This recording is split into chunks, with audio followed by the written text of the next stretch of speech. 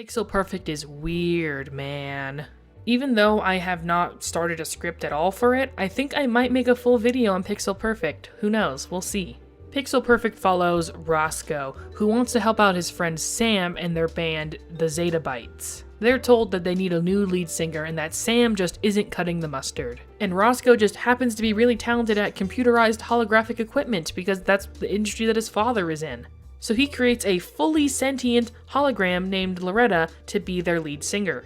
She's a full-on autonomous humanoid, and I don't even want to think about the implications of this technology being available in 2004. With Loretta as their lead singer, they wow all of their audiences, and people are very impressed by their lead singer's literal perfectionism. Sam immediately becomes jealous of Loretta and bitter at the fact that Roscoe seems to like Loretta more than her, which she has had a crush on Roscoe since the very beginning of their friendship.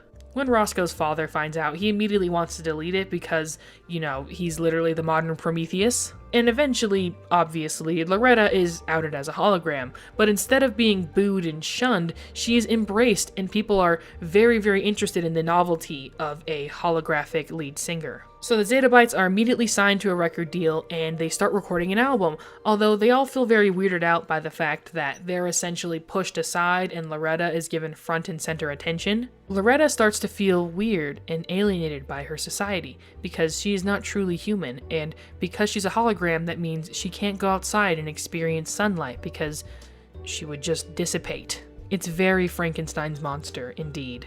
And then after the record label signs the Zettabytes, they now admit that they have all the rights to Loretta and all of her being, and they decide that they want to make a bunch of holographic pop stars. Both Roscoe and his father disagree with this, but they can't do anything because they already signed a contract.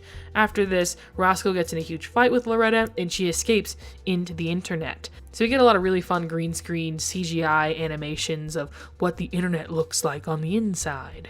While Loretta is gone, Sam decides that she's going to try and pretend to be Loretta, but then she ends up getting horribly injured and is in the hospital in a coma? The movie takes a very melodramatic twist at the end, which is really weird, and Loretta, in true Tangled fashion, revives Sam and enters her mind. So for a little bit there, Sam is possessed by Loretta, and she gets to experience rain and outside for the first time while in Sam's body, but then, evacuates it so Sam can start being herself again. I think this movie is a psychological horror and we just don't realize it yet. And Loretta is seen as a sort of guardian angel figure who is transcended into godhood and watches over us all.